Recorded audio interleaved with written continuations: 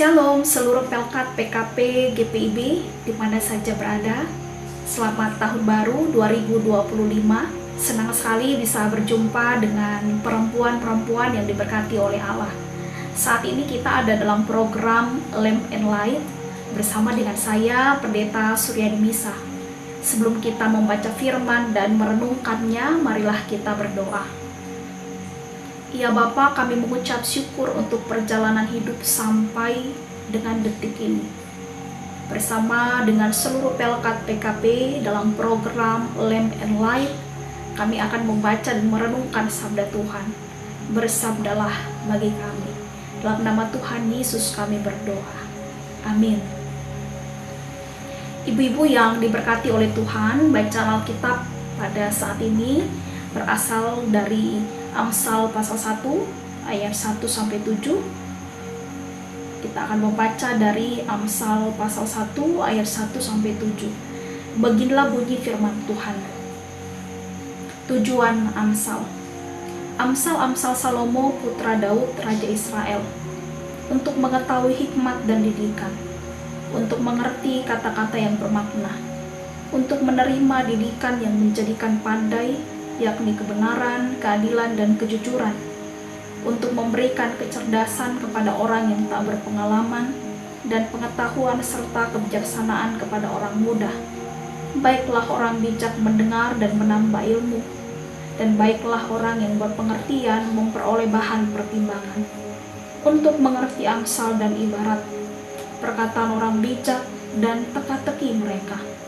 Takut akan Tuhan adalah permulaan pengetahuan, tetapi orang bodoh menghina hikmat dan didikan. Demikianlah sabda Tuhan. Amin. Perempuan-perempuan yang diberkati oleh Tuhan, adakah yang senang menonton film horor?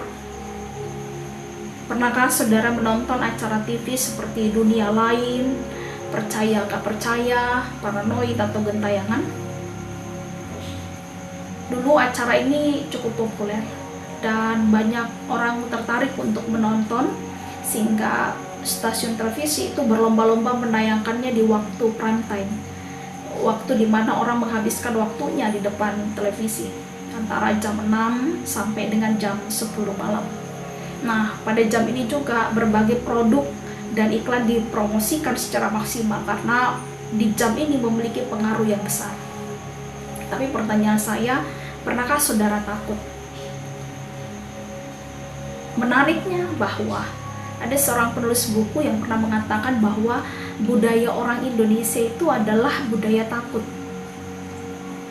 Orang Indonesia takut pada banyak hal, dan ketakutan ini membuatnya merasa kecil dan tidak berdaya.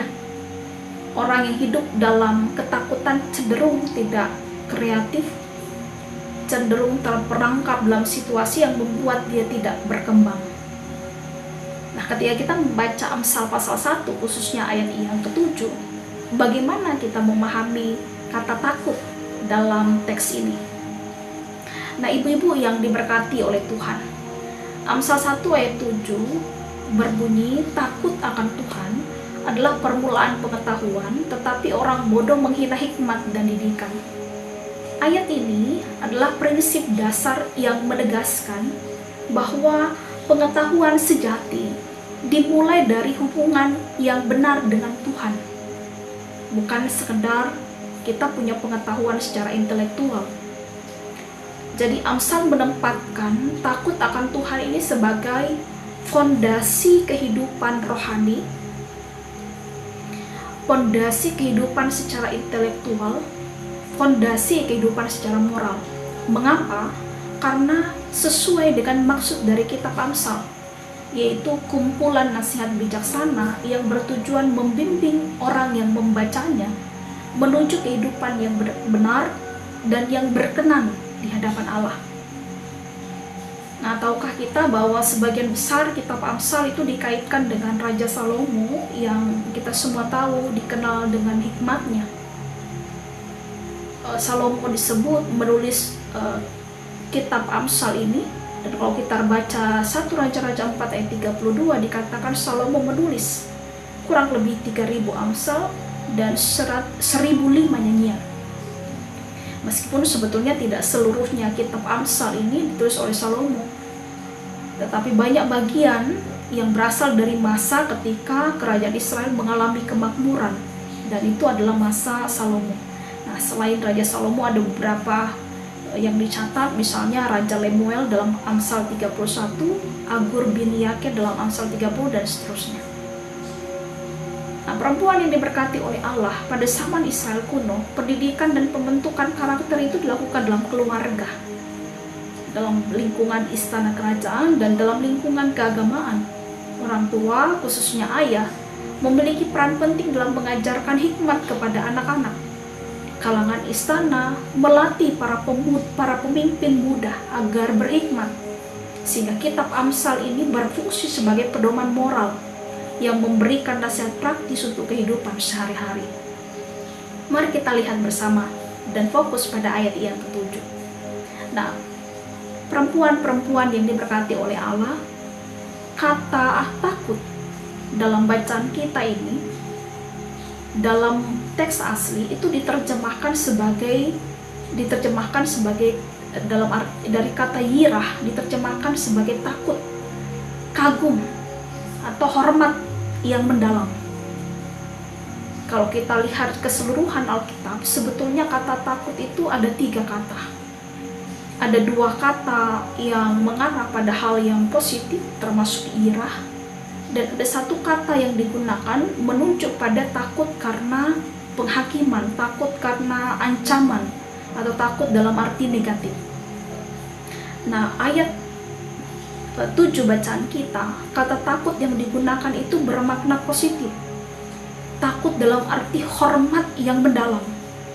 Jadi kalau dikatakan takut akan Tuhan atau yirat Adonai, ini merujuk pada kekaguman dan penghormatan kepada Tuhan. Nah, dalam kitab Amsal, takut akan Tuhan, yirat Adonai, ini muncul berulang kali. Dan ini menjadi prinsip utama untuk memperoleh hikmat. Karena itu kalimat yang dipakai adalah takut akan Tuhan, permulaan pengetahuan. Permulaan itu menandakan awal dari pengenalan yang benar. Jadi pengetahuan sejati tidak hanya dicapai melalui kecerdasan, proses belajar atau pengalaman manusia, tapi dimulai dari relasi yang benar dengan Tuhan. Nah, takut akan Tuhan berkaitan langsung dengan pembentukan karakter seseorang. Jadi orang yang takut akan Tuhan, pasti dia menjauhi kejahatan. Amsal 8 ayat 13, mencintai kebenaran dan keadilan, hidup dalam kejujuran dan kasih kepada sesama. Takut akan Tuhan bukan sekedar tindakan eksternal, tapi dia membutuhkan latihan, dan ini melibatkan hubungan seseorang dengan Tuhan. Sebaliknya, orang yang menghina hikmat atau orang yang menghina didikan adalah mereka yang menolak Allah sebagai pusat kehidupan rohani mereka, sehingga mereka jatuh dalam kebodohan dan kehancuran. Itu makna dari kalimat selanjutnya. Kata orang bodoh ini merujuk pada orang yang keras kepala, menolak didikan, dan hidup dalam kebodohan. Ini menggambarkan seorang yang menolak hikmat Tuhan dan mengikuti kehendaknya sendiri. Ada kata menghina yang berarti mengejek, merendahkan, atau menganggap remeh. Artinya, orang bodoh bukan hanya menolak nasihat manusia, tapi secara tidak langsung menolak Tuhan sendiri. Karena itu ada 1 bagian dari Amsal 15 ayat 32 dikatakan, siapa mengabaikan didikan, membuang dirinya sendiri. Nah, PKP yang diberkati oleh Tuhan, hidup takut akan Tuhan ini sangat penting. Sangat penting untuk menjadi gaya hidup seorang perempuan Kristen. Sebab hidup takut akan Tuhan tidak hanya berdampak pada kehidupan secara pribadi, tapi juga dalam komunitas. Ketika seorang perempuan hidup takut akan Tuhan, ia sedang membangun komunitas yang berlandaskan kasih, keadilan, dan kebenaran. Ada banyak sekali contoh dalam Alkitab tentang perempuan-perempuan yang hidup takut akan Tuhan. Misalnya salah satu favorit saya adalah kisah Esther. Esther perempuan pemberani. Ia hidup takut akan Tuhan. Dia berani mengambil resiko untuk menyelamatkan bangsanya. Dan dia tidak hanya berhasil secara pribadi, tapi juga berhasil secara komunitas. Karena itu sangat penting hidup takut akan Tuhan menjadi gaya hidup kita sebagai seorang perempuan. Dalam gereja misalnya, perempuan yang takut akan Tuhan adalah perempuan yang mampu melayani tanpa pamrih, mampu menasehati sesama perempuan dengan baik, dengan hikmat. Dalam dunia pekerjaan, perempuan yang hidup takut akan Tuhan pasti menjaga integritas, menolak kecurangan, dan menolak untuk melakukan tindakan-tindakan yang tidak adil, bertentangan. Dalam keluarga, perempuan yang hidup takut akan Tuhan akan mendidik anak-anak dalam kasih, menanamkan nilai kebenaran dan memberikan teladan. Terlebih lagi, dalam hubungan secara sosial, perempuan yang hidup takut akan Tuhan akan memperlakukan orang lain dengan hormat, tidak mudah marah, tapi berbelas kasihan kepada mereka yang membutuhkan. Berkat PKP yang dikasih oleh Tuhan, Amsal 1 ayat 7 adalah panggilan untuk hidup. Panggilan untuk hidup dekat, panggilan untuk hidup benar di hadapan Tuhan. Hidup takut akan Tuhan bukanlah sesuatu yang dilakukan atau dikerjakan sekali saja, tapi kita diminta untuk terus-menerus melakukannya sampai menjadi gaya hidup kita sebagai seorang perempuan. Tidak hanya sekedar menasihati orang lain, tapi kita pun juga sungguh-sungguh menanamkan di dalam hidup kita prinsip hidup takut akan Tuhan. Ketika hidup takut akan Tuhanlah damai sejahtera kita menjadi penuh. Kita ada di tahun yang baru, tentu ada berbagai harapan dan kerinduan, bahkan resolusi rencana-rencana kita. Perempuan yang takut akan Tuhan menjadikan hidupnya, menaruh pengharapannya dalam Tuhan. Mari kita jalani kehidupan kita sebagai perempuan Kristen Pelkat PKP GPIB dengan berlandaskan hidup takut akan Tuhan. Perempuan yang bijak adalah perempuan yang menjadikan hidup takut akan Tuhan sebagai gaya hidupnya. Tuhan menolong kita. Amin. Mari kita berdoa. Ya Bapa, ajarlah kami untuk hidup takut akan Engkau.